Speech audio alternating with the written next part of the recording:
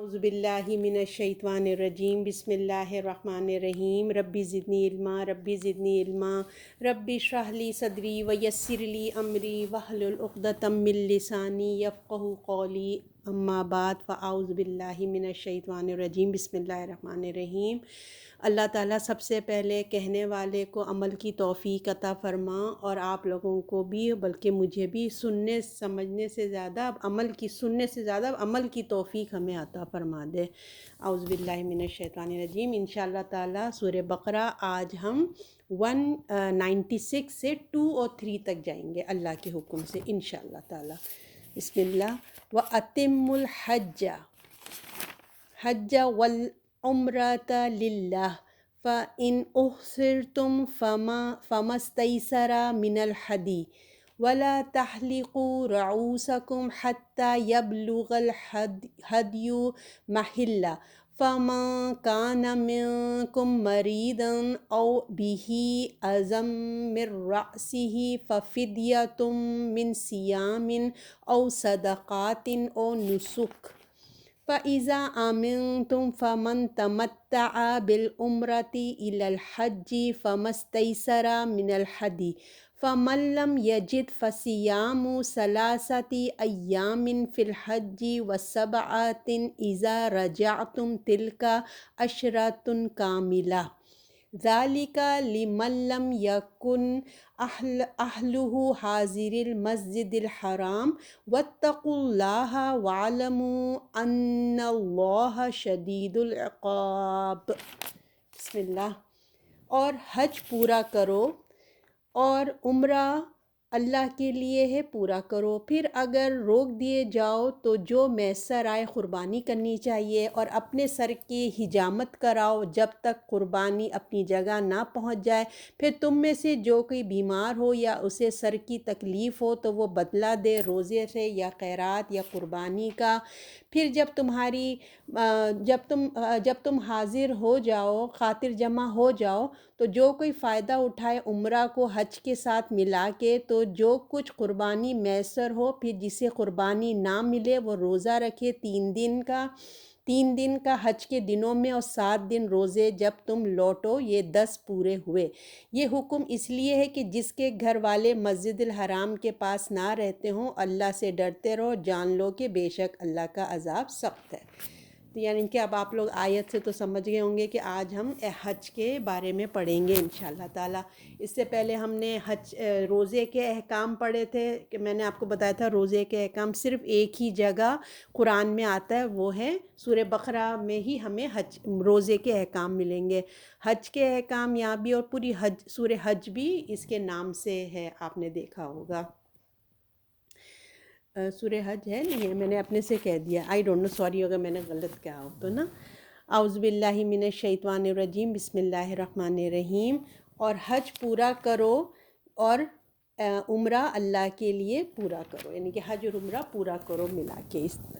تو ہم نے جو ہے پچھلی آیات میں ہم نے پڑھا تھا کہ حج کا حکم دیا گیا تھا کہ مسلمان اس بات کی خواہش رکھتے ہیں کہ حرم میں داخل ہونا تھا۔ آپ کو یاد ہوگا جو ہم اس سے پہلے پڑھ رہے تھے کہ تو مسلمان یہ جان لیں کہ اگر اس راستے میں اگر کفار تمہارا راستہ روکتے ہیں اور رکاوٹ ڈالتے ہیں تو تم ان کو دور کر سکتے ہو۔ اللہ نے اجازت دے دی تھی، پہلے تو آپ کو پتہ نا مکے میں اجازت نہیں تھی، مگر اللہ نے پھر اجازت دے دی۔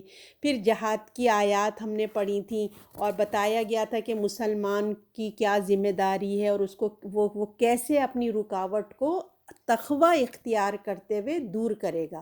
اپنی ذاتی انتقام کا جذبہ نہیں لے گا، بلکہ اللہ کا تقوی اختیار کا رکھتے ہوئے پھر وہ اپنے اقدام کرے گا، ٹھیک ہے نا۔ اچھا، اب یہاں پہ جو بات شروع ہوتی ہے، حج کی بات شروع ہو رہی ہے، کیونکہ حج کا ہی ذکر کر رہے تھے تو لہٰذا پھر دوبارہ سے حج کا ذکر آ گیا ہے۔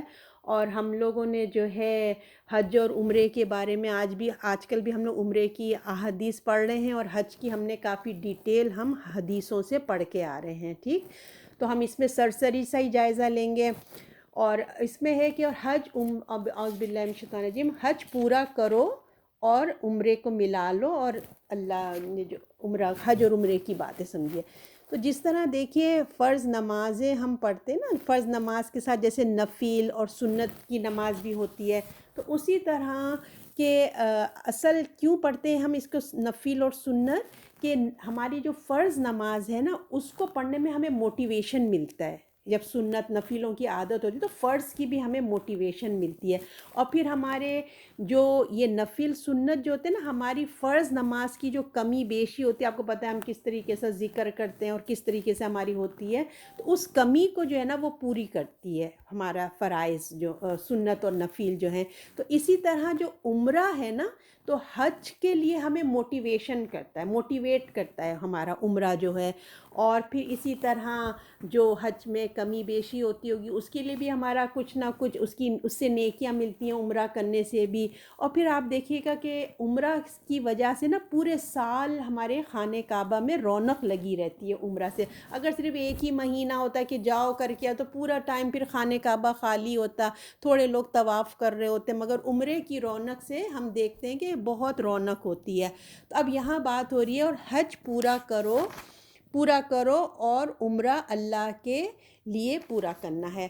تو اب جو قریش جو راستہ روک رہے تھے حج کے لیے، تم حج کے لیے پہنچنا چاہتے ہو، حج ہو یا عمرہ ہو، تو مسلمانوں سے کہا جا رہا ہے تم جانا چاہتے ہو ان تمام مناسک کے ساتھ، اس کو تم کرنا چاہتے ہو، حج اور عمرہ کو ملا کے کرنا چاہتے ہو، تو وہ یاد رکھو کہ تم کو کیا کرنا ہے، حج اور عمرہ. پھر اگر تم روک دیے جاؤ تو جو تمہیں میسر ہو، تو تم اب میسر اور صرف اللہ کے لیے ہونا چاہیے. یہ جو تم کر رہے ہو حج اور عمرہ، یہ یاد رکھنا کہ خالص اللہ کے لیے ہو. کیونکہ دیکھیے جو مشرکین مکہ تھے وہ بھی حج اور عمرہ کیا کرتے تھے، مگر وہ اللہ سے زیادہ اپنے بتوں کو فوکس کرتے تھے. اللہ کو تو مانتے تھے مگر اللہ کے ساتھ ساتھ جو ان کے خانہ کعبہ میں اتنے سارے بت تھے وہ اس کو فوکس کرتے تھے. تو اس لیے اللہ تعالیٰ کہہ رہے ہیں اور حج پورا کرو اور عمرہ اللہ کے لیے پورا کرو، یعنی کہ صرف اور صرف تمہاری خالص نیت کس کے لیے ہونی چاہیے، اللہ کے لیے. اور جس طرح مطلب دین ابراہیم میں تم کو سکھایا گیا تھا خالص اللہ کے لیے، کیسے ابراہیم علیہ السلام حنیف تھے، ایسے ہی تم نے خالص اللہ کے لیے کرنا ہے. یہ مت سمجھنا کہ یہ حج اور عمرے کا موقع ہے نا، مال غنیمت کا موقع ہے، اس کو اپنا کوئی فیسٹیول بنا لو، بلکہ ایسا نہیں ہے، بلکہ تم کو خالص اللہ کے لیے کرنا ہوگا. اب آگے بتایا جا رہا ہے اس کے مسئلے مسائل بھی بتائے جا رہے ہیں. جب تم حج اور عمرے کے لیے آؤ، اگر کوئی پرابلمز آ گئے، پھر اگر روک دیے جاؤ تو یہ جو میسر آئے قربانی کرنی چاہیے. اب بتایا جا رہا ہے کہ اب تم حج اور عمرے کی سفر کے لیے نکلے ہو، تو اگر تمہیں کوئی راستے میں روک لے، ہے نا، تو اب تمہیں کیا کرنا چاہیے. کوئی مسئلہ پیش آ جائے اور اگر اس وقت کے ہم دیکھتے ہیں مسلمان چل رہے ہیں، قریش روک لیں، جیسے صلح حدیبیہ میں نہیں جانے دیا تھا، آپ کو یاد ہو سکتا نا، اور بھی بہت سارے مسئلے مسائل ہو سکتے ہیں. اب بالفرض ہم اپنی لائف میں دیکھتے ہیں، اگر بالفرض ہم نکلے ہیں، گھر سے نکل رہے ہیں، ایئرپورٹ پہ کسی نے روک لیا ہمیں، فلائٹ کینسل ہو جاتی ہے، یا پھر یہ کہ امیگریشن میں روک دیا ہے نا، یا پھر کوئی موسم کی خرابی ہو گئی ہم نہیں جا پائے، کوئی بیماری آ گئی، کوئی جنگ و جدال ہو گیا، کوئی بھی ایمرجنسی آ سکتی، کچھ بھی ہو سکتا ہے. تو لہٰذا اللہ نے کہا اس کا سلوشن یہ ہے کہ اپنی ایک قربانی، یعنی کہ ایک قربانی کو پیش کرنا ہے. اور اس کے آگے بتایا جا رہا ہے کہ اپنی قربانی کرنی چاہیے اور اپنے سر کی حجامت نہ کراؤ جب تک قربانی اپنی جگہ کو نہ پہنچ جائے. اور پھر جب تک قربانی اپنی جگہ تک نہ پہنچ جائے اپنی جو سروں کو منڈوانا ہے وہ نہ کرنا نا. تو جب یہ ہو جائے تو پھر کیا ہمیں احرام کو کھول دینا ہے. احرام باندھنے کا مقصد کیا ہے، ہم نے کیوں باندھا تھا احرام، کہ کچھ ہم نے اس کے لیے قربانی قبول کی تھی. جب ہم احرام باندھتے ہیں تو کوئی ریسٹرکشنز میں ہم آ جاتے ہیں. احرام کا قانون یہ ہے کہ ایک خاص موقع پہ خاص جگہ پہ جا کے ہم کو کھولنا ہوتا ہے. تو اب اگر روک دیے گئے ہیں، ہم راستے میں رک گئے ہیں، تو اس کا کیا کرنے کا، اس کا جواب ہمیں کیا دیا گیا کہ قربانی کو دیں، ہے نا، کھول دیں. سنیں پلیز ذرا کوئی اپنا وہ دبائیں میوٹ.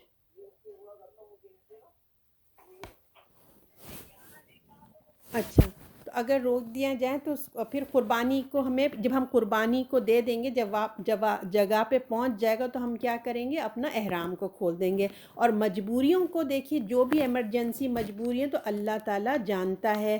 جس طریقے سے دیکھیں وضو ہم نہیں کر سکتے تو اللہ نے ہمیں تیمم کا دیا ہے نا، تو اسی طریقے سے اگر حج میں بھی کوئی پرابلمز آ رہے ہیں، ہم نہیں پہنچ سک رہے ہیں عمرہ یا حج پہ، تو اللہ نے ہمیں سلوشن دیا کہ تمہارا قربانی دے دو، اور اللہ حج اور عمرے کو قبول کرنے والا ہے، وہ اللہ کی اپنی ڈپارٹمنٹ ہے.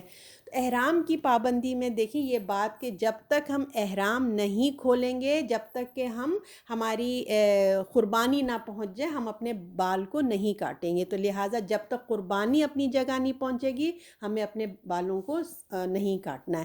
تو اب جو ہے بال کاٹنے میں اگر کوئی مسئلہ پیش آ جائے، اس کے بارے میں بتایا جا رہا ہے.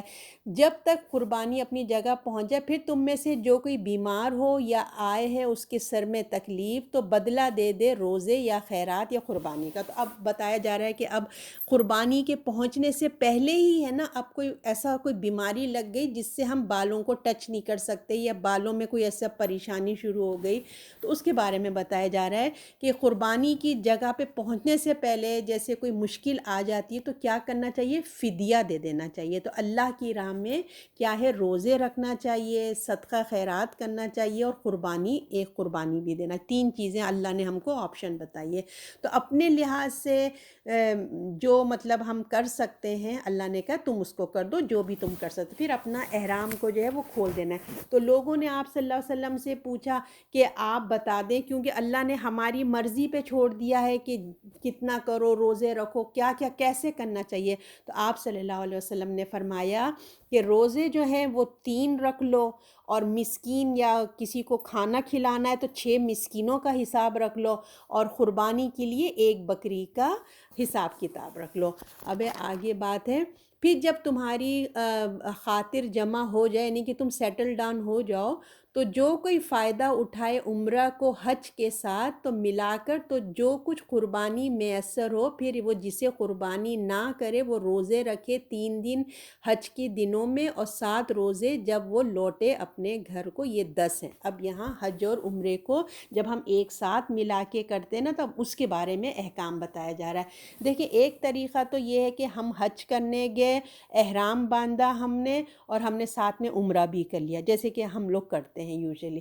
اور ایک صورت یہ ہوتا ہے کہ احرام باندھ کر سیدھا مینا چلے گئے، ہے نا، حج کر لیا.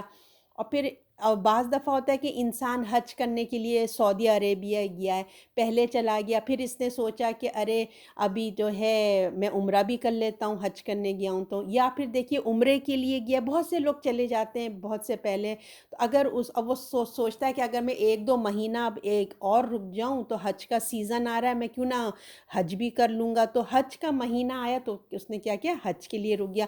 تو اس کا حکم یہ کہ امن کی حالت میں، جیسے حج اور عمرے کو اگر ہم جمع کرتے ہیں نا ایک ہی سفر میں، تو اس کا کفارہ دینا ہوگا. ٹھیک ہے، جو آپ اور میں ہم لوگ جاتے ہیں تو ہم حج اور عمرہ کرتے ہیں نا، تو اس کا کفارہ کیا ہے؟ ایک جانور کی قربانی کرنی ہوگی. تو یہ اللہ کو پسند ہے. یہ اللہ کو نا کوئی پسند نہیں ہے کہ ہم ایک ہی سفر میں عمرہ اور حج کریں. ٹھیک ہے، اللہ کو پسند کیا ہے کہ ہم الگ سفر کریں، عمرے کے لیے الگ جائیں اور حج کے لیے الگ جائیں. اگر ہم لوگ اس کو ایک ساتھ جمع کرتے ہیں نا، تو کرتے ہیں تو کیا ہے، یہ کوئی افضل طریقہ نہیں ہے، بلکہ ہم اپنی سہولت کے لیے کرتے ہیں، کیونکہ ہمارے پاس اتنی گنجائش نہیں ہوتی، ہم ہے نا کی وجہ سے ہم اپنی سہولت کی وجہ سے، کیونکہ زیادہ تر لوگ دیکھیں بار بار ان کے پاس استطاعت نہیں ہوتی کہ اتنا پیسہ جمع کرے جائیں، کیونکہ وہ حج کے لیے جا رہے ہیں، ان کے پاس ایک ہی دفعہ لائف ٹائم میں ان کو یہ موقع ملتا ہے. تو اللہ نے ان کو یہ اجازت دی ہے کہ ان کی زندگی میں ایک ہی موقع ہوتا ہے. تو اس لیے یہ جو اللہ نے ہم کو ایک رعایت دی ہے نا، جو ہمیں ایک موقع ایک چھوٹا سا ہمیں دیا ہے رعایت کا، تو جو اللہ نے دیا اس سے پھر وہ فائدہ اٹھاتے ہیں کہ پہلے عمرہ اور حج، جیسے نا پہلے عمرہ کرتے ہیں پھر ہم حج کرتے ہیں، مگر اللہ نے اس کے لیے کیا کہا؟ کفارہ رکھنا ہے. ٹھیک ہے، تو قربانی کرتے ہیں. تو لوگ اس کو سمجھتے ہیں کہ وہ جو حج پہ قربانی ہوتی ہے، وہ سمجھتے ہیں کہ وہ یہ نہیں ہے، بلکہ یہ قربانی ہوتی ہے. یہ نا، اور پھر یہ دیکھیے کہ حج کی قربانی نہیں، بلکہ وہ کیا ہے یہ جو ہم دو ملا کے کرتے ہیں وہ قربانی. تو حج کی قربانی کوئی لازم نہیں ہوتی کہ کرنا ہی کرنا ہے، یا عمرے کی قربانی لازم ہے، یہ آپ کی میری اپنی چوائس ہے. مگر ہم نے اگر حج کی قربانی نہیں کی ہے تو حج ہو جائے گا، عمرہ بھی ہو جائے گا، کیونکہ آپ صلی اللہ علیہ وسلم نے، آپ نے دیکھا تھا نا، عمرے میں بھی قربانی کی تھی. صلح حدیبیہ کا آپ قصہ یاد کر لیجئے. تو مگر حج اور عمرہ ہو جائے گا، مگر ہمیں معلوم ہونا چاہیے کہ قربانی ایک بہت بڑی عبادت ہے نا. اگر ہم حج کی قربانی کرنا چاہتے ہیں تو ہم کو الگ سے کرنا ہوگا. ٹھیک. تو یہ قربانی کے کفارے کی، جو یہ قربانی جو اللہ تعالیٰ کہہ رہے ہیں، یہ قربانی کفارے کی قربانی، کیونکہ دیکھیے ہم نے حج اور عمرے کو ایک ساتھ جمع کیا. تو جمع کیا تو اس کی جرمانے میں، اس کے جو جرمانہ ہوا ہے ہم نے طور پہ ہم کو یہ قربانی کی، تو ایک سفر میں دو عبادتوں کو ہم نے جمع کر لیا. تو اس سے کیا ہوا، اس کا کفارہ ہے، اس سے جو فائدہ اٹھایا ہمیں اس کا کفارہ ہے. تو قرآن کا یہ حکم ہے، اگر کسی کے پاس پیسے نہ ہوں، ہے نا، گئے ہیں اس نے عمرہ اور حج بھی کیا، مگر اب کیا اتنے پیسے نہیں ہیں، کیا کرے، تو اس کی بھی سلوشن بتایا ہے کہ کچھ حالات جب ایسے ہو جائیں قربانی نہیں کر سکیں، تو اللہ نے یہ نہیں کہا کہ کوئی بات نہیں، ٹھیک ہے تمہارے پاس پیسے نہیں، کوئی بات نہیں، رہنے دو، نہیں، بلکہ اللہ نے اس کا دوسرا سلوشن بتایا کہ اپنے آپ کو اب کیا کرنا ہے، تم کو روزہ رکھنا ہوگا. تم کو 3 روزے تم کو وہیں رکھنا ہے، مکے کی میں ہی رکھنا ہے، جہاں حج پہ گئے ہو وہیں رکھنا ہے، اور 7 روزے جب تم گھر کو واپس آ جاؤ گے تو یہ تم کو واپس رکھنے ہوں گے. ٹھیک ہے. تو یہ پورے 10 روزے ہو جائیں گے. مگر یہ بھی کس کے لیے، یہ صرف باہر کے لوگوں کے لیے، جو ہم لوگ عرب میں نہیں رہتے ہیں، کیونکہ ہم اس طرح سے اللہ کی سہولت پہ ہم نے یہ فائدہ اٹھایا ہے، ایک ٹکٹ میں 2 چیزیں کی ہیں، تو یہ ہمارے لیے، تو عرب کے لوگوں کے لیے نہیں ہے جو وہیں پہ رہتے ہوئے حج اور عمرہ کو ایک ٹائم وقت میں کریں گے. تو یہ قانون ہے، اللہ نے کہا یہ ایک قانون ہے اللہ کی طرف سے، اس کی پابندی کرو. ٹھیک ہے. یہ حکم ہے اس کے لیے جس کے گھر والے مسجد الحرام کے پاس نہ رہتے ہوں. ٹھیک ہے. اور اللہ سے ڈرتے رہو، جان لو کہ بے شک اللہ کا عذاب سخت ہے. تو اللہ تعالیٰ فرما رہے ہیں یہ اللہ کی حدود ہیں، جس کی ہمیں پابندی کرنی ہے، ہمیں اس کی پابندی کرو، اس کا احترام کرو، اس کو مذاق نہیں سمجھنا ہے. جب تم نے عبادت کا ارادہ کیا ہے تو اس کو پورے اہتمام کے ساتھ ادا کیا جائے، تاکہ اس کی حدود کا خیال رکھیں. ورنہ اللہ تعالیٰ کہہ رہے ہیں یاد رکھو کہ اللہ کا عذاب بھی سخت ہے. تو اللہ سے ہم دعا کرتے ہیں کہ پروردگار، ہم اللہ تعالیٰ کی جو بھی عبادت کریں، چاہے وہ نماز ہو، روزہ ہو، زکوٰۃ ہو، حج ہو، اس کے پورے اہتمام کے ساتھ ہم ادا کرنے والے بن جائیں. اب آیت نمبر 197.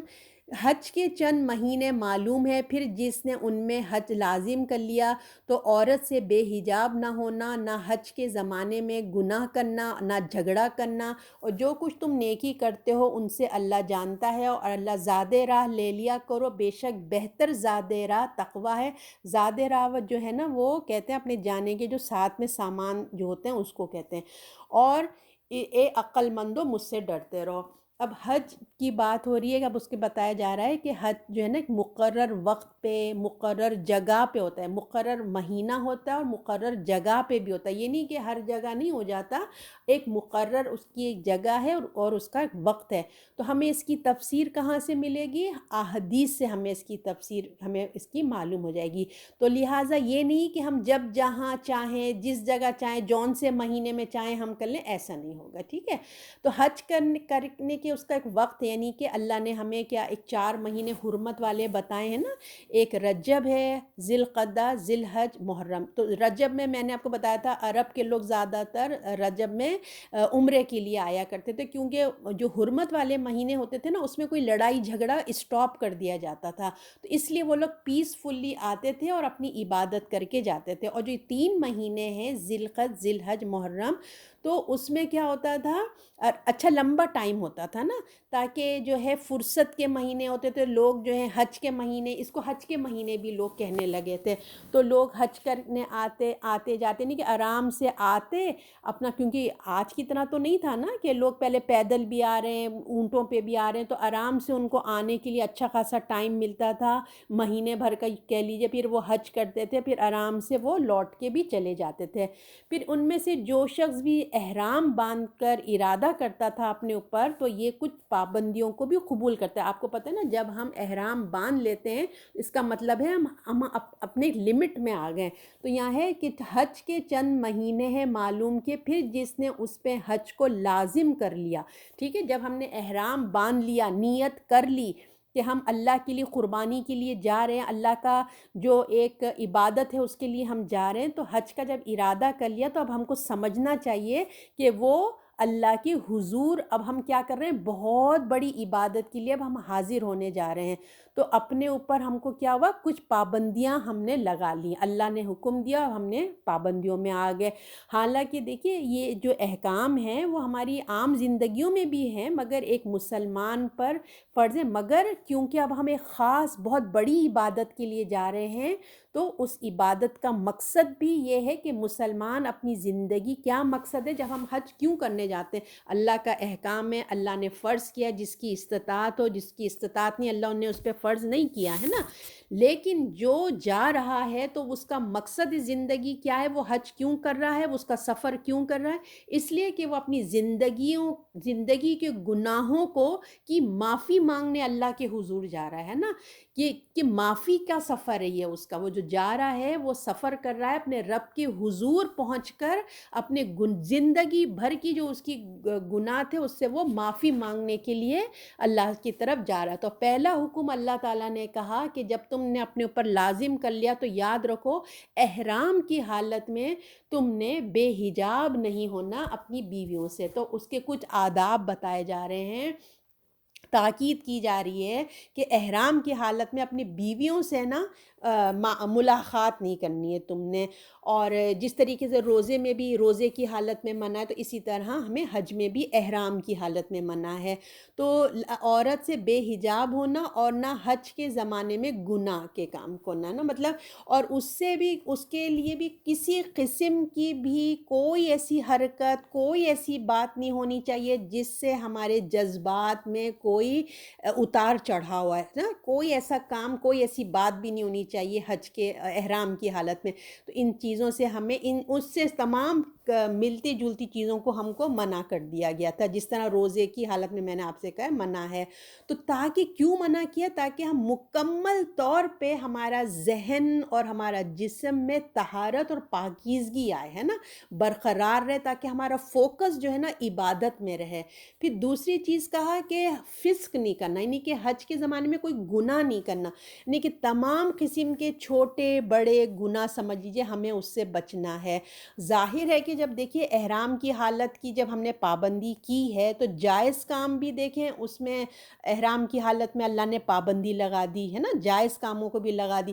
پھر جو دوسرے طرح کے گناہ ہیں تو اس سے تو ہمیں سختی سے بچنا چاہیے، ہمیں عام زندگی میں بھی بچنا چاہیے اور احرام کی حالت میں بھی بہت سختی سے بچنا چاہیے۔ اور پھر کیونکہ پابندی میں جب انسان پہ لگ جاتی ہے نا تو یہ انسان کی ایک نیچر ہے، جس چیز سے منع کرو نا وہ اسی کو کرتا ہے، شیطان اس کو اکساتا ہے۔ اور پھر جب انسان اپنے احرام کی حالت میں ہوتا ہے، پابندی میں ہوتا ہے، تو شیطان اور نفس نا بہت زور ڈالتا ہے اس کے اوپر، کرو کرو، اس کے اندر اور جذبات بھڑکاتا ہے۔ تو ایک بہت بڑی عبادت کے لیے جب وہ جا رہا ہے، جیسے میں نے آپ سے کہا معافی مانگنے کا سفر ہے اس کا، تو لہٰذا وہ زیادہ ہی بہت احتیاط کرے، محتاط ہو کر کام کرے، کوئی ایسا کام نہ کرے جو اللہ کی نافرمانی کا ہو، ٹھیک ہے۔ پھر آگے بات ہوتی ہے کہ کوئی قسم کا جھگڑا جدال بھی نہیں کرنا، ہر قسم کی لڑائی جھگڑے سے تم کو بچنا ہے۔ کیونکہ اب سفر پر جا رہے ہیں، سفر لمبا ہے اور لوگوں کا وہاں پہ کتنا ہجوم ہوگا جب جائیں گے نا، تو لوگوں سے کسی نہ کسی بات پر آپ دیکھیے نا اتفاقی ہو سکتی ہے، کوئی بھی بدمزاجی ہو سکتی ہے نا۔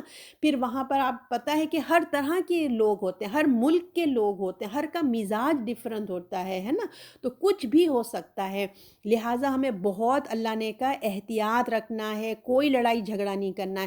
آپ دیکھیں ہم جب ایئرپورٹ پہ بھی ہو سکتا ہے کوئی نہ کوئی اونچ نیچ ہو سکتی ہے، ہم ہوٹل میں اگر ٹھہرے ہیں تو ہوٹل میں بھی کوئی نہ کوئی بات ہو سکتی، تو اللہ کہ آپ جہاں کہیں بھی ہوں آپ بالکل بے نیاز ہو جائیں، ہر ایک کو درگزر کریں، کوئی چاہے واقعی زیادتی کرو مگر ہم نے ہاتھ کا جواب دوسری طریقے سے نہیں دینا ہے، خاموشی اختیار کی ہے۔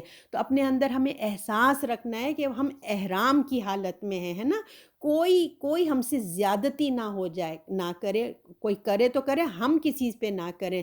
اور پھر جو ہے ہم کو کیا کرنا ہے، اگر کوئی کر بھی رہا ہے تو ہمیں صبر کا دامن تھامنا ہے اور اپنی عبادت کریں، اور عبادت کریں، اور یہ موقع کیا ہے، اللہ کی عبادت اور ذکر کا ہے، یعنی کہ اللہ کی عبادت اور ذکر کا موقع ہے اپنے حقوق لینے کے لیے، اور ہم اپنا حقوق اپنے اللہ تعالیٰ کے لیے اپنی عبادت کر رہے ہیں، نہ کہ ہم جو اپنے حقوق کی لڑائی شروع کر دیں، اس نے مجھے ایسا کہا تو میں اس کو ایسے جواب دوں گی، جھگڑا اپنی حقوق کے لیے جھگڑا نہیں کرنا شروع کر دیں، لہٰذا درگزر کرنا ہے، معاف کرنا ہے، اللہ کی ہم کو کیا کرنا ہے، عبادت پہ فوکس کرنا ہے، اور اپنے آپ کو خالص اللہ کے لیے، جو حج کا سفر احرام باندھ لینے کے بعد ہم نے کیا ہے، تو یہ کیا ہے، قربانی کا نام نہیں ہے صرف، بلکہ اپنے آپ کو کیا ہے، تقوی کی تربیت ہے۔ یہ کوئی ہم قربانی احرام باندھ لینا یا قربانی کر لینا نہیں، بلکہ کیا ہے، ہم اپنے آپ کو، ہمارے اندر ہم تقوی پیدا کر رہے ہیں، ہم اپنے اندر تقوی کی تربیت دینے کا نام ہے۔ یہ جو حج کا سفر ہے نا، تربیت ہے ہماری ایجوکیشن ہو رہی ہے کہ ہمیں تقوی کیسے پیدا کرنا ہے، جسے رمضان میں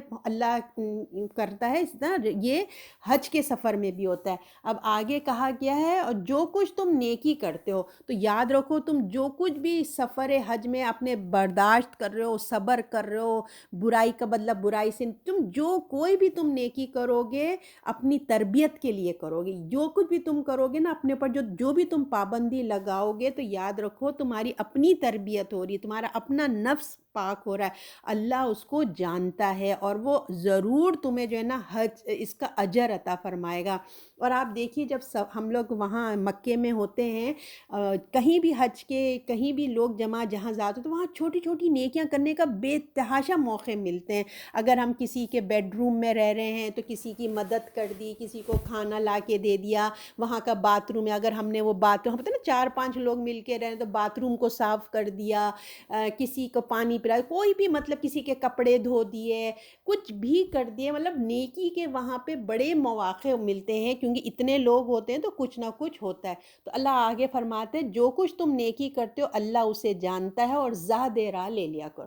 تو تم اپنے رب کی طرف جو پیش ہونے جا رہے ہیں پروردگار کے آگے، تو یاد رکھو اللہ کو علم ہے، نہیں کہ ہم جو نیکی جو کام کریں اس کا علم ہے۔ تو اس کا کیا مطلب ہوتا ہے کہ اللہ جانتا ہے؟ اس کا مطلب ہے کہ ایک دن آئے گا جس میں وہ ہمیں اجر عظیم عطا فرمائے گا۔ تو جب یہ ہمیں دلاسا ہوتا ہے نا کہ میرا اللہ مجھے دیکھ رہا ہے اور مجھے کچھ ملنے والا ہے، تو پھر ہمارے اندر موٹیویشن پیدا ہوتا ہے۔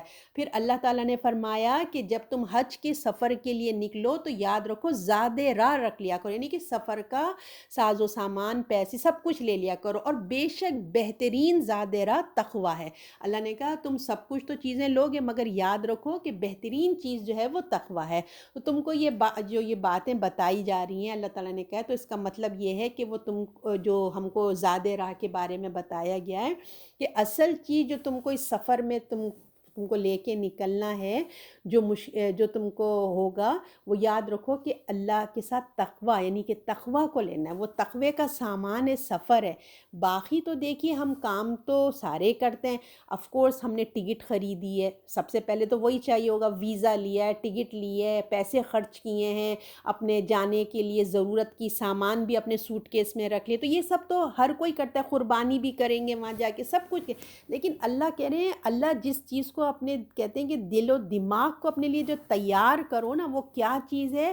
وہ اصل چیز ہے اللہ کا خوف، اللہ کی فرما برداری، اللہ سے تعلق، اللہ کی پہچان، اللہ کی حدود کی پابندی، کیونکہ جس سفر پہ ہم نکل رہے ہیں، قدم قدم پہ ہم نے صبر کرنا ہے، قدم قدم پہ ہم نے اپنا تقوی یاد رکھنا ہے۔ تو ایسا سفر جہاد ہے، آپ کو پتہ نا حج بھی کوئی آسان نہیں ہوتا ہے، تو اس کے لیے جب تک تمہارے دل میں اللہ کا خوف، ڈر، محبت نہیں ہوگی، تم صبر نہیں کر سکو گے، تم کمپرومائز نہیں کر سکو گے۔ تو لہٰذا اگر ہم میں سے کوئی حج پہ جا رہا ہے تو ابھی سے دعائیں شروع کر لیں تقوی کے لیے، ٹھیک ہے؟ تو پابندی، جو حدود کی پابندی کر کے ہم کو نکلنا ہے، تمام اللہ کی کیا حدود ہیں سمجھ کے نکلنا ہے۔ تو اپنے آپ کو ہمیں گناہوں سے کیسے بچنا ہے، کیا کرنا چاہیے، سب ہمیں ہونا چاہیے۔ اور پھر توبہ استغفار ہمیں کرتے رہنا چاہیے کہ کتنی ہمیں شرمندگی وہاں نہ ہو کہ ہم اتنا پیسہ خرچ کر کے جائیں اور کچھ بھی نہ ہو، تو ہمارے اندر بھی شرمندگی ہونی چاہیے۔ اور اگر یہ احساس ہمارے ساتھ نہ جا رہا ہو تو تمہارا جب اللہ تعالیٰ کہتے ہیں تمہارے بینک میں کتنا بھی پیسہ ہو، تمہارے جیب میں پاکٹ میں کتنا پیسہ ہو، تمہارے سوٹ کیس بھی بھرے ہوئے ہوں، ہر چیز ضرورت کی ہو، اور اگر تمہارے دل میں اللہ کو راضی کرنے کا جذبہ نہیں ہے، اور اصل چیز جو تمہارا تقویٰ ہے، جذبہ تقویٰ تمہارے اندر نہیں ہے، تو لہٰذا وہ اس کا کوئی بھی فائدہ نہیں ہوگا۔ تم تمام ساز و سامان میں بھی رکھ لو، مگر اگر اصل چیز نہیں ہے تو تمہارا فائدہ نہیں ہوگا۔ تو اصل چیز کیا ہے؟ تقویٰ ہے۔ لہٰذا اے عقل مندو، کیا کہا گیا؟ بے شک زاد راہ تقویٰ ہے، اے عقل مندو مجھ سے ڈرتے رہو۔ تو اے عقل والو، یعنی کہ کیونکہ دیکھیے آپ کو پتہ ہے جو دین کی دعوت ہے انہی کے لیے ہے، کیونکہ وہی بات سنتے ہیں، باقی لوگ تو یہاں سے سنتے ہیں، یہاں سے نکالتے ہیں۔ تو اگر تمہیں شعور ہے، اگر تم اپنے خواہشات اور جذبات اور اپنے نفس پہ قابو کرو نا، قابو کرو اور اللہ کا خوف اور تقویٰ پیدا کرو، تاکہ اس سفر سے تم کو وہ کامیابی ہو۔ یعنی کہ کس سے کہا جا رہا ہے؟ عقل والے لوگ۔ عقل والے وہ لوگ نہیں ہیں جو ڈگریاں اتنی لے لیتے مگر اللہ کو نہیں پہچانتے۔ عقل والا وہ ہے جو اللہ کو پہچان کے تقویٰ اختیار کرتا ہے، اس کو اللہ عقل مند کہہ رہا ہے۔ تو جس مقصد کے لیے تم جا رہے ہو، اگر یہ چیزیں حاصل نہیں ہوتی ہیں، یعنی کہ جو ہے پھر جس طرح روزے کے لیے فرمایا ہے نا کہ تم پورا دن بھوکے پیاسے کے علاوہ تم کچھ بھی نہیں کرتے، یعنی کہ جب تم اصل مقصد نہیں ہے تو پھر بھوکا پیاسا ہی ہے۔ تو اللہ کو اس کی کیا ضرورت ہے؟ اللہ کہتا ہے جس مقصد کے لیے تم جا رہے ہو وہ مقصد تو حاصل کرو نا۔ اس طرح حج کے سفر میں بھی تم نے کتنی مشکلیں اٹھائی ہیں، پیسہ خرچ کیا ہے، اللہ کو اس سے کوئی مطلب نہیں ہوگا کہ تم نے کیا کیا ہے، بلکہ اصل چیز تم اپنے آپ کو اللہ کے لیے تم نے کتنا پریپریشن کیا ہے، کتنا تیار کیا ہے، اس کی بندگی کے لیے تم نے اپنے نفس کو کتنا جھکایا ہے۔ اصل چیز یہ ہے، اگر یہ ہے تو تم کامیاب ہو، اگر نہیں ہے تو تم نے صرف ایک رسم جو ہے نا وہ پوری کر کے آگے۔ لہٰذا خاص تاکید اللہ نے کہا ہے کہ اپنے اندر تقویٰ پیدا کرو۔ پھر یہ بھی اور یہ بھی کہا ہے کہ سفر پہ جاؤ گے تم، ہے نا، جا رہے ہو تم، تو لہٰذا جب تم سفر پہ نکلو گے، جہاں بھی اللہ کی رحمت تم کو یاد آ جائے، یاد کرو، اللہ کی رحمت کو یاد کرو، اور اس کو وہاں ان کا جو بھی ہوگا اللہ کی رحمت کو جب ہم یاد کریں گے، ان کا وہاں پہ کہیں بھی کچھ بھی ہوگا تو ہمیں اللہ کے احکامات جب یاد ہوئیں گے نا، اللہ کا تقویٰ ہے، تو ہم بڑی سی بڑی مشکلات سے ہم نکل چلے جائیں گے۔ تو اگر اس کے احکامات کی پابندی کی جائے تو اے عقل مندو یاد رکھو کہ زندگی میں عبادت میں تقویٰ آئے گا ہر چیز کے، یعنی کہ میرے عقل مندو زندگی گزارو تقوی کے ساتھ گزارو، تو ہر عبادت کے ساتھ آپ دیکھیں گے کہ ہمارے تقویٰ ہی آ رہا ہے نا۔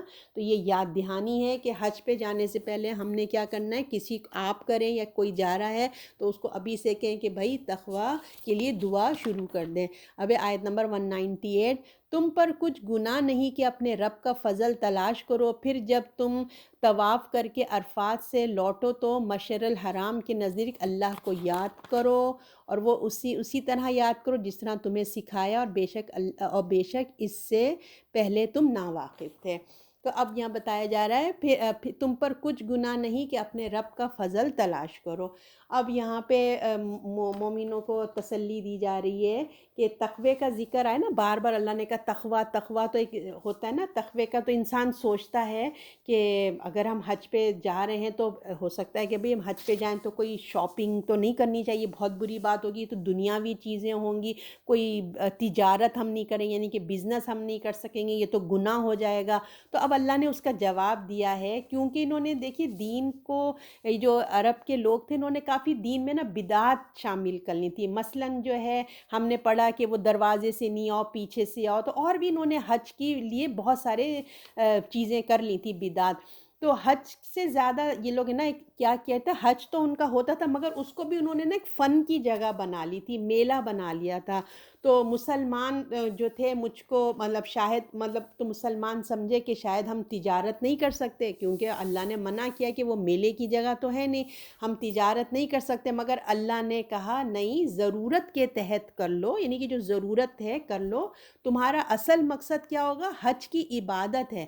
اور پھر یہ اجازت اللہ نے ایک ہمیں سہولت دی ہے، کیونکہ دیکھیے جب لوگ، ہم اپنے آپ کو نہیں دیکھیں، اور لوگ جو قافلے کے قافلے آتے تھے 2-3 مہینوں سے نکلے تو وہ نا اپنی کچھ چیزیں لے کے نکلتے تھے کہ راستے میں ہم رکیں گے، وہ سیل کریں گے، کچھ پیسے پاکٹ میں آئیں گے تو اپنا سفر کا خرچہ بھی نکل جائے گا، حج کا بھی خرچہ نکل جائے گا۔ تو اس نیت سے بھی وہ لوگ آیا کرتے تھے کہ ہم تھوڑا سا تجارت بھی کر لیں گے۔ تو اب یہ لوگ بولے شاید اتنا تقوی کی بات ہو رہی ہے، بری بات ہوگی۔ اللہ نے کہا نہیں، ضرورت کے تحت تم شاپنگ بھی کرو، تم تجارت بھی کرو۔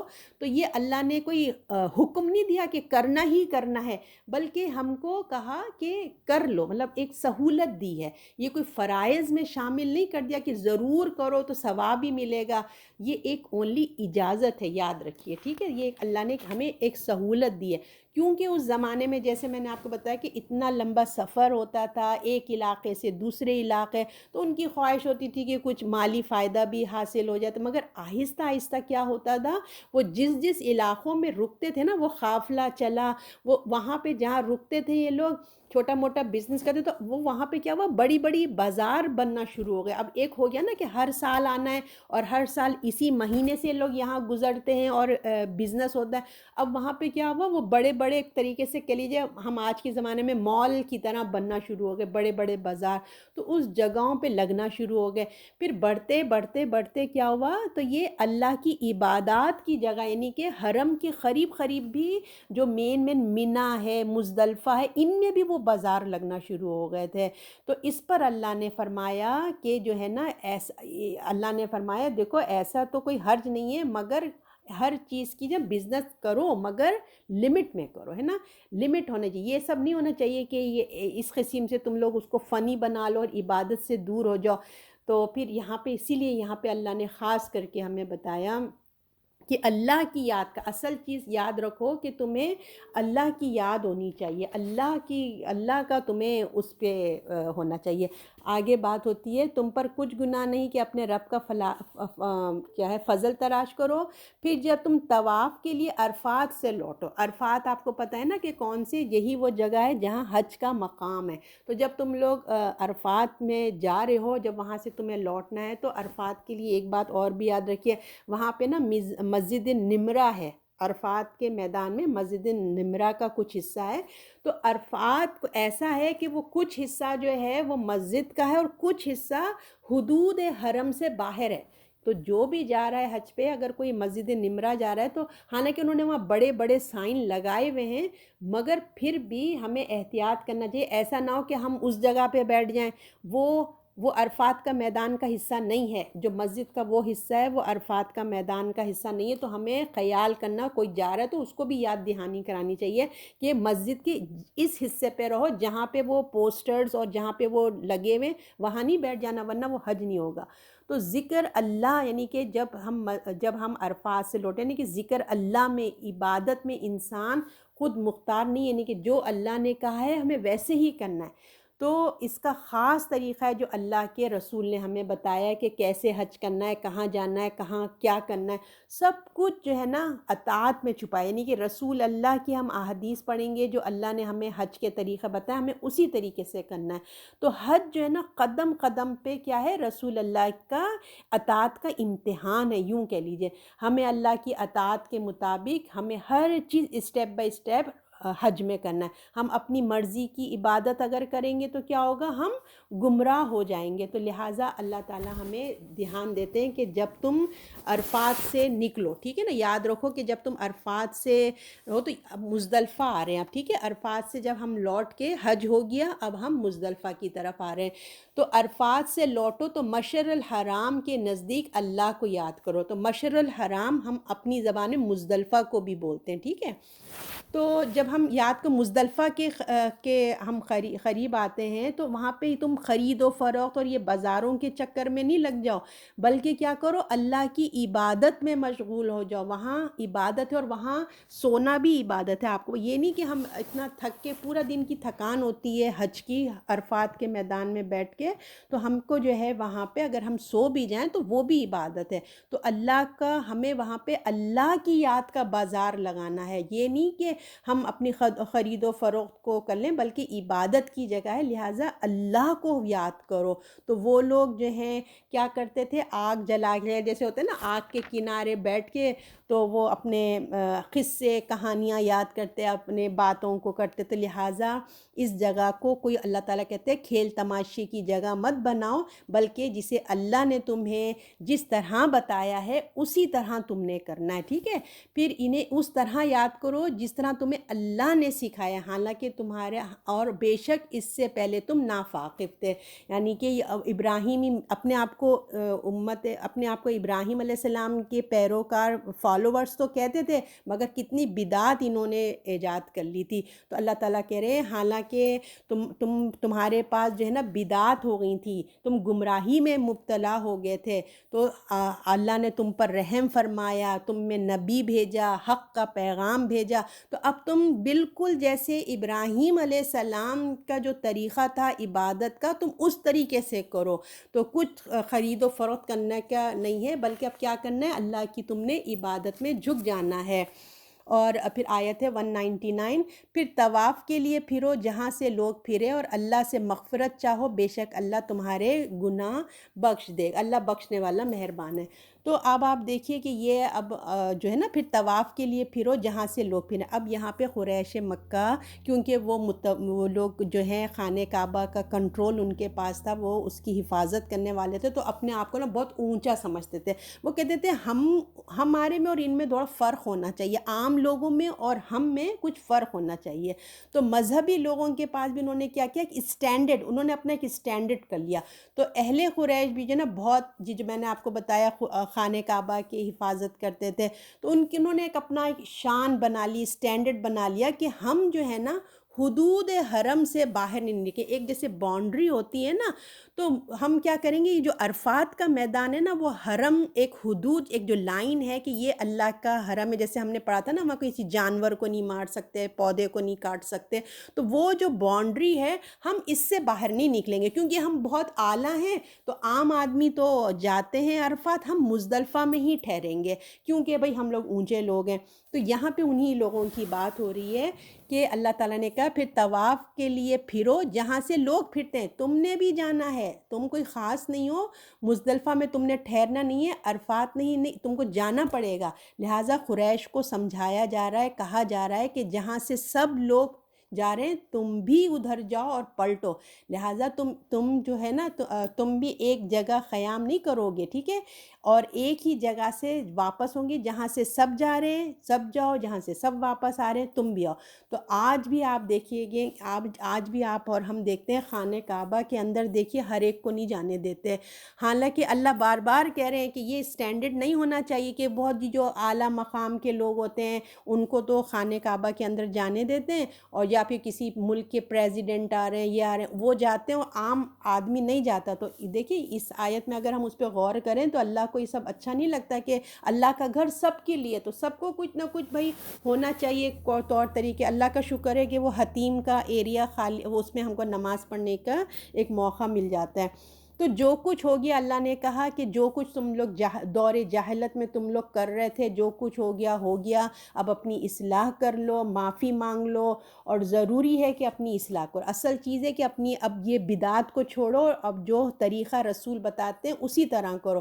تو آئندہ کوئی غلط حرکتوں نہیں کرنا، اس سے باز آنے کا وعدہ کرو کہ تم اب غلط کام نہیں کرو گے، تو اللہ تعالیٰ بھی تمہارے گناہوں کو بخش دیں گے، تمہاری خطاؤں کو معاف فرما دیں گے، اور وہ بڑا ہی بخشنے والا مہربان ہے۔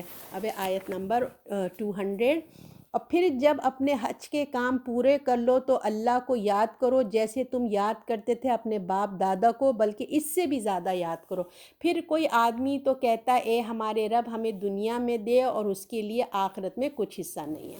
اب جو ہے اب یہاں بتایا جا رہا ہے کہ اب ہم نے عرفات، ہم نے حج کر لیا، ٹھیک ہے، عرفات کا میدان ہو گیا، مزدلفہ کی بات ہو گئی ہم نے کہ وہاں سے جا کے کنکریاں چنتے ہیں، آپ کو پتہ ہے۔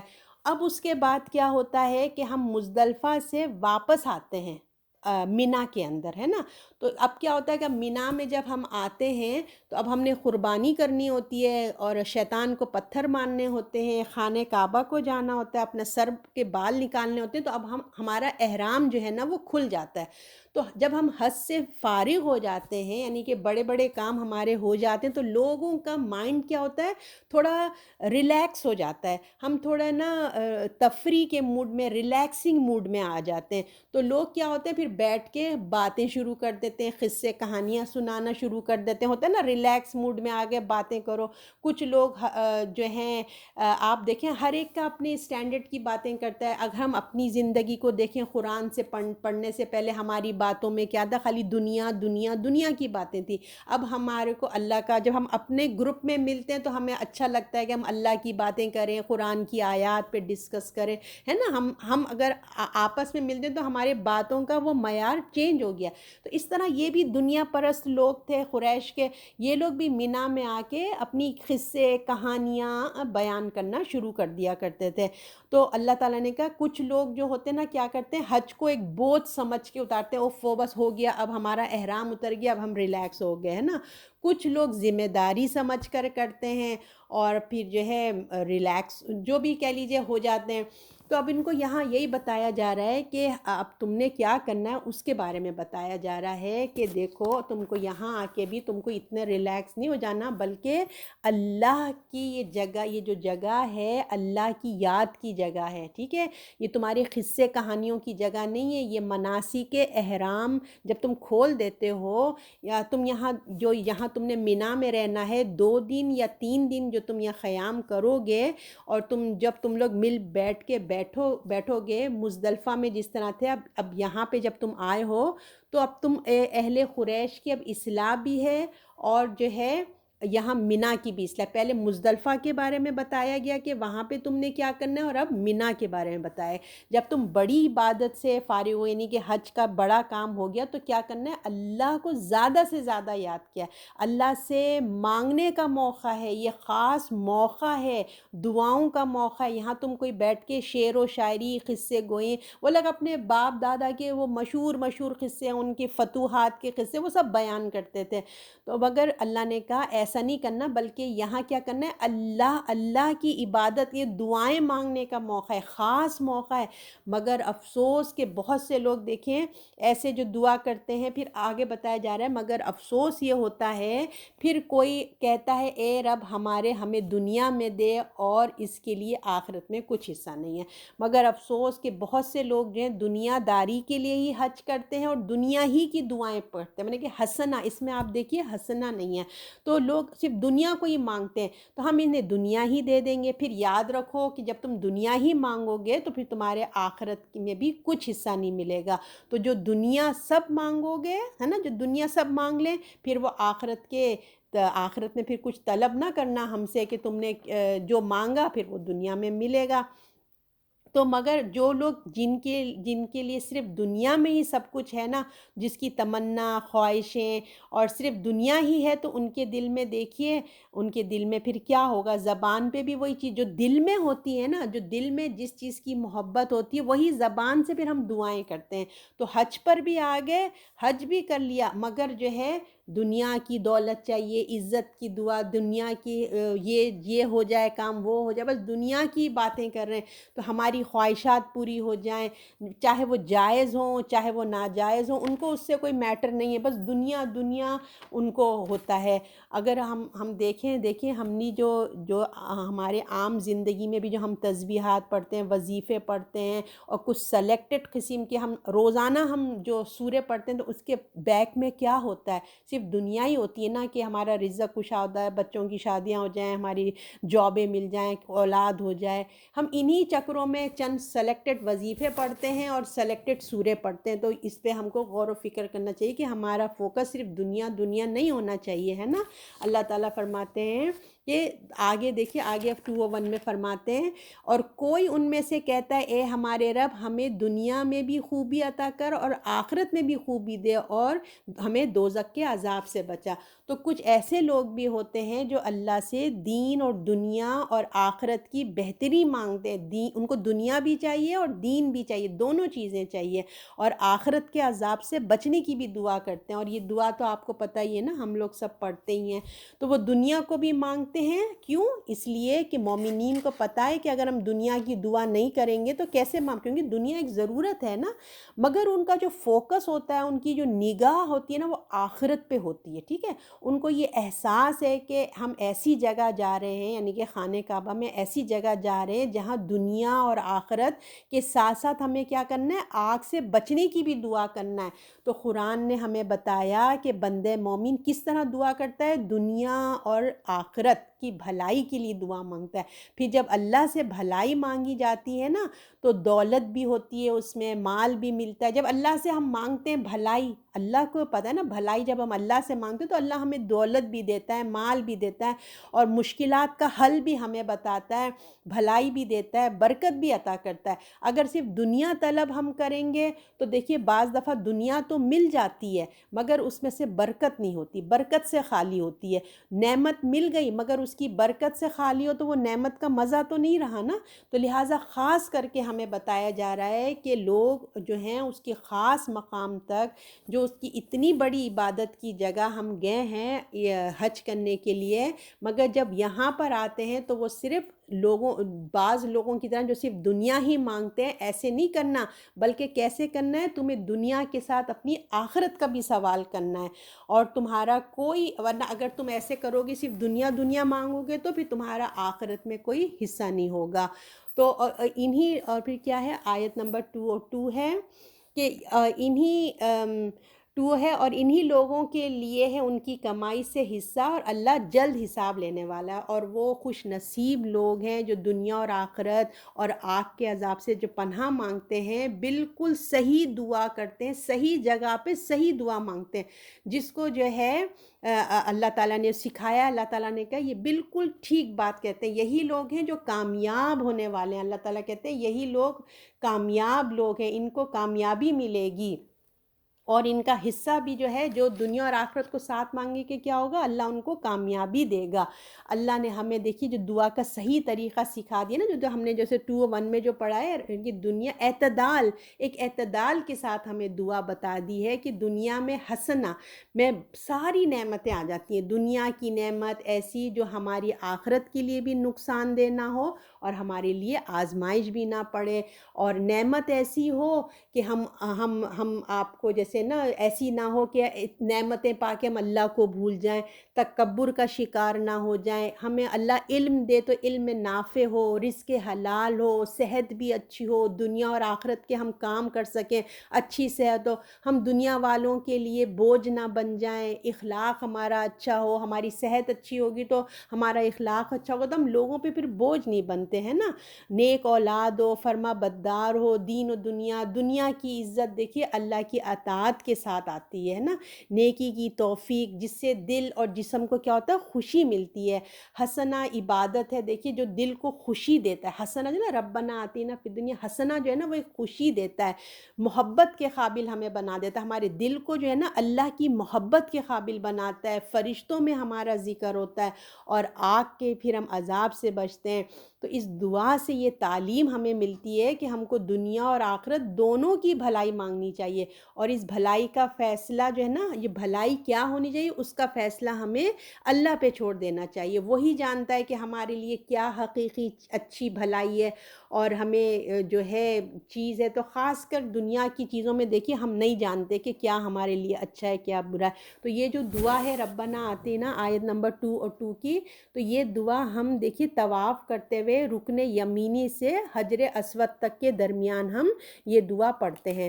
تو اب 202 کا ساتھ میں نے بتا رہی تھی میں آپ کو یہ بات کہ اللہ تعالیٰ 202 میں کہتے ہیں یہی لوگ، یعنی کہ جو میں نے آپ کو ابھی بتایا نا کہ جو دنیا اور آخرت کی دعا کرتے ہیں، یہ لوگ جس کے بارے میں نے آپ کو بتایا، یہی لوگوں کے لیے ان کی کمائی کا حصہ ہے، اور اللہ ہمارا حساب لینے والا ہے۔ تو اللہ تعالیٰ فرما رہے یہی لوگ جو کامیاب ہوں گے. کون؟ جو میں نے ابھی آپ کو اتنی ڈیٹیل بتائی ہے، جن کو دین و دنیا میں آخرت میں سب کچھ ملے گا، حقیقی انعام اللہ تعالیٰ دیکھے گا، حقیقی اجر اللہ دے گا، اپنی کمائی کا حصہ وہ پائیں گے، اور دنیا کے ساتھ آخرت میں بھی بہت بڑا مقام ان کو ملے گا. اللہ نے جو ان کے لیے خاص نعمت چھپا کے رکھی ہے نا، اللہ کرے، اللہ دعا کریے اللہ ہم بھی ان میں سب شامل ہوں، ان کے لیے جو رکھی ہے وہ ملے گا، مل جائے گا. اور اللہ تعالیٰ کہہ رہے ہیں اللہ بہت جلد حساب لینے والے ہیں. اللہ تعالیٰ تسلی دے رہے ہیں، اللہ کا جو وعدہ ہے وہ پورا ہو کے رہے گا. اللہ کا حساب میں دیکھیے کوئی دیر نہیں لگتی ہے. جب انسان دنیا سے رخصت ہوتا ہے تب اس کو احساس ہوگا کہ لمحے بھر کی بات تھی، یہاں آنکھ بند ہوئی اور ایک لمحے میں وہاں دوسری دنیا کی لیے آنکھ کھل گئی ہماری. تو اللہ کی نعمت اس کے سامنے آ جائے گی، جو اللہ ہم سے وعدہ کر رہے ہیں وہ نعمت اللہ ہمارے سامنے کر دیں گے. تو اللہ نے کہا اللہ جلد حساب لینے والے. تو اس سے ہمیں پتہ چلتا ہے کہ ایک انسان کے سامنے دیکھیے زندگی کا مقصد کیا ہونا چاہیے، کیسے ہونا چاہیے.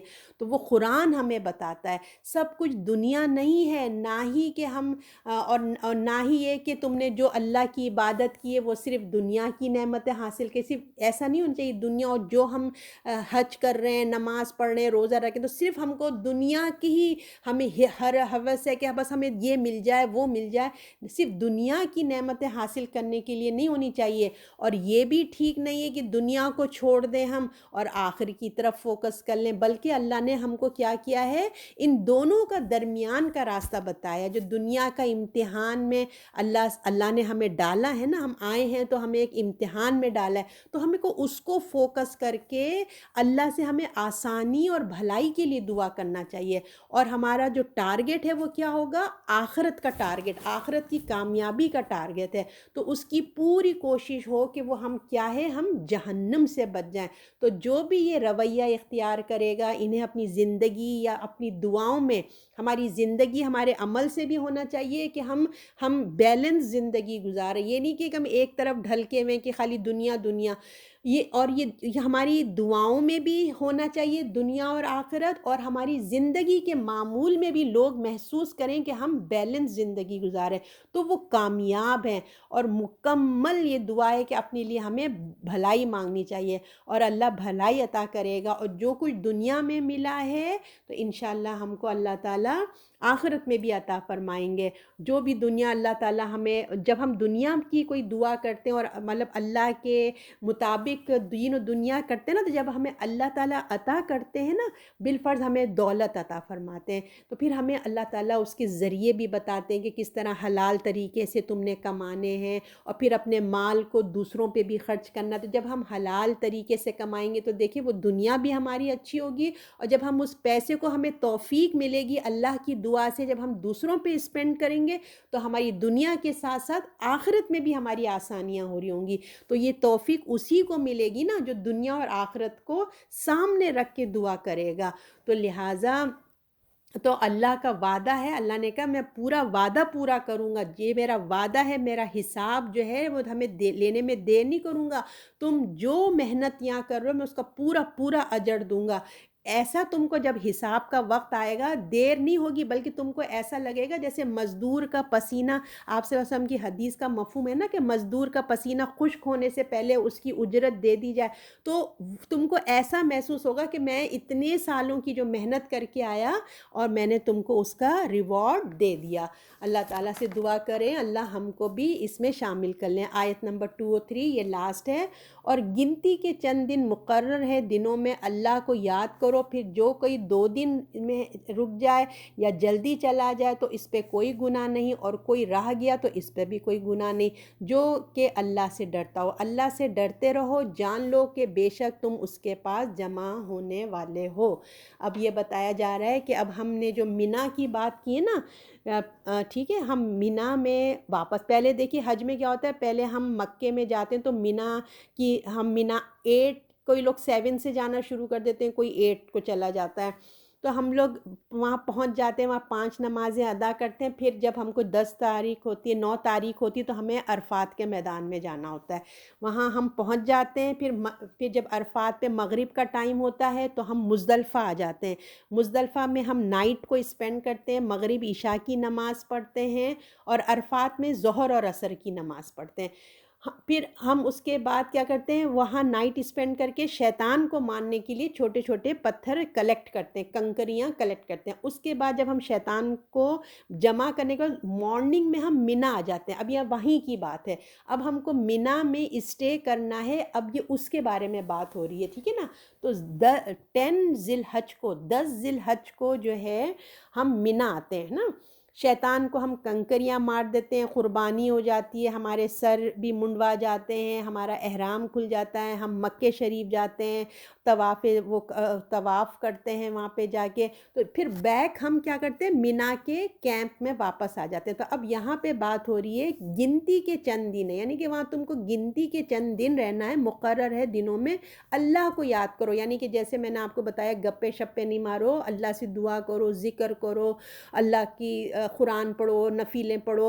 تو اب یہاں پہ جو ہے پھر جو کوئی 2 دن ہی جو ہی دن میں جلدی چلا جائے، 2 دن میں جلدی چلا گیا تو اس پہ کوئی گناہ نہیں، اور جو کوئی رک گیا، پھر جو کوئی جلدی چلا گیا سے مطلب ہم کو وہاں 2 دن اسٹے کرنا ہے نا، 2 دن تو رک گیا، یعنی کہ 11 اور 12 تو سب، پھر جو جانا چاہے گا تو اس پہ کوئی گناہ نہیں، یعنی کہ اگر آپ جانا چاہتے ہیں 3rd ڈے نہیں رکنا چاہتے 13 کو، یعنی کہ ہم 11 رکے 12 رکے، اگر ہم جانا چاہتے ہیں تو اللہ نے کہا ضرور چلے جاؤ، اور اس میں سے کوئی رکنا چاہے تو وہ بھی کوئی گناہ کی بات نہیں ہے، ٹھہرنا چاہے 13 کو تو 13 کو بھی ٹھہر جائے۔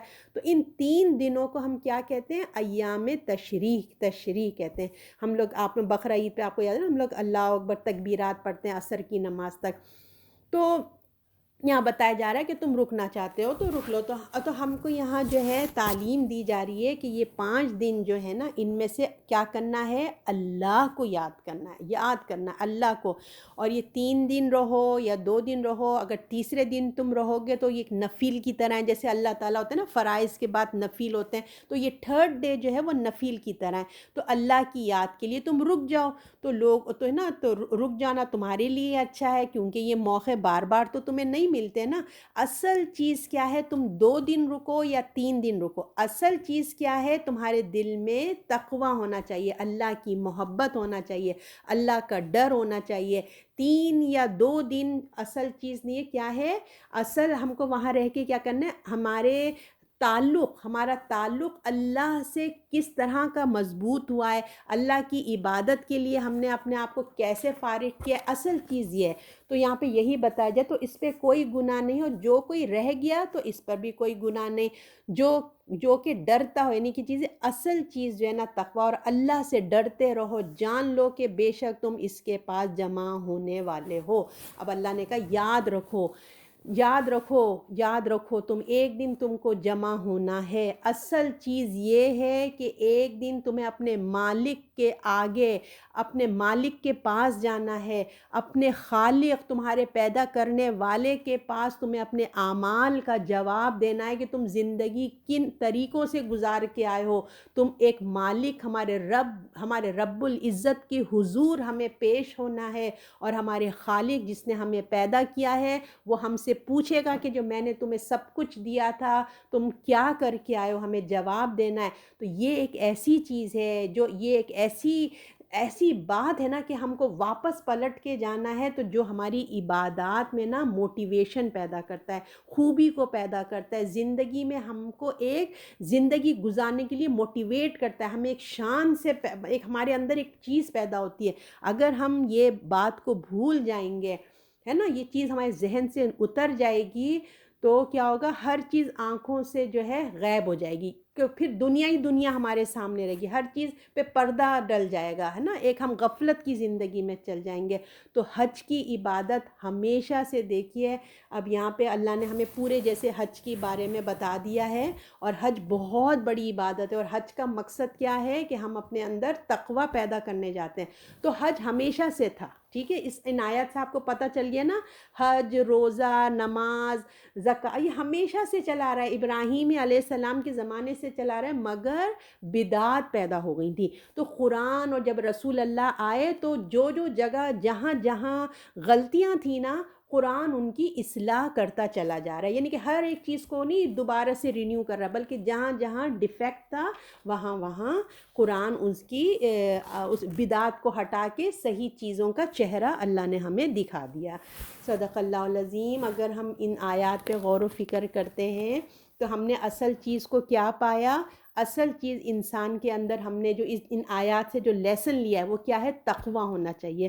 تو آپ نے اللہ کو یاد کیا، ٹھیک ہے نا، ہم نے اللہ کو یاد کیا جیسے اس کا حق ہے، یہ ہے اصل چیز. تو ہم حج کے لیے جب گئے تو ایسے ہم کریں کہ ہمارے اندر اللہ کی محبت، اللہ کا حق، اللہ کا ڈر آ جائے. ٹھیک ہے، آئندہ بھی ہمیں احتیاط کرنا ہے. ہم حج پہ کر کے آ رہے ہیں تو ہمیں آئندہ کی زندگی کو احتیاط سے گزارنا ہے، گناہوں میں نہیں چلے جانا دوبارہ سے. ٹھیک، جیسے رمضان ختم ہوتا ہے ہم لوگ دوبارہ اپنی ڈگر پہ آ جاتے ہیں. حج کی بہت بڑی عبادت ہے. حج کرنے کے بعد ہمارے اندر تکبر نہ آ جائے بلکہ اپنے آپ کو پہلے سے زیادہ ہمیں چیک اینڈ بیلنس میں رکھنا ہے. میرے گناہ مجھ سے دور ہو جائیں، ہماری خواہش ہونا چاہیے، کیونکہ اللہ فرماتا ہے کہ یاد رکھو کہ تم کو میرے پاس لوٹ کے واپس آنا ہے. یہ بات ہمیں یاد رکھنا ہے. تو ہم جس طریقے سے ہم ہر عبادت میں دیکھیے اہمیت ہے نا اس کی کہ کہتے ہیں کہ دن میں کتنے دن ٹھہرے. جیسے اب ہم پڑھ رہے تھے کہ 2 ٹھہرے یا 3 ٹھہرے. اصل چیز اللہ نے کیا کہا؟ یہ دنوں کی تعدادوں کو مت دیکھو، اصل چیز دیکھو کہ تم کتنا تقوی تمہارے ساتھ ہے نا، تمہارا تعلق اللہ سے کیا ہے. اور اکثر ہم اپنی زندگی میں بھی دیکھتے ہیں، دیکھیں نفل نمازیں ہم پڑھتے ہیں تو ہم اس کی تعداد کو دیکھتے ہیں نا. کوئی لوگ 100 نفل باندھ لیتے ہیں، کوئی لوگ اتنی نفلیں پڑھتے ہیں، لیکن وہ کیا ہوتا ہے کہ ہماری صرف وہ ہوتا ہے مگر تقوی اس کے اندر نہیں ہوتا. تو اصل چیز کیا ہے؟ تقوی ہے نا. بجائے اتنی ہم بڑے فگرز کر لیں، اصل چیز ہم عبادت میں ہمارا جذبہ ہونا چاہیے، تقوی. ہم چاہے 2 نفل بھی پڑھیں وہ کافی ہو جائیں گی اگر ہمارے اندر تقوی ہو. بغیر روح کے عبادات جو ہیں وہ ہمیں نہیں کرنا چاہیے، ہمیں کوشش ہونی چاہیے. تو لہٰذا ہمارے لیے اب دعا ہم کرتے ہیں کہ یا رب العزت، کیونکہ ہم نے اس پورے لیسن سے دیکھا کہ اللہ کا ذکر، اللہ کا تقوی، اللہ کی یاد، یہ ہے حج کا سبق، ہے نا. تو اللہ تعالی ہمارے اندر بھی ہمارے کو تقوی پیدا کر دے ہمارے دل میں، اور ہماری زبان پہ، ہمارے دماغ میں بس ذکر ہو اور اللہ کی یاد میں ہم مصروف رہیں. اللہ تعالیٰ آپ کو بھی مجھے بھی ذکر کرنے والا بنائے. صدق اللہ العظیم.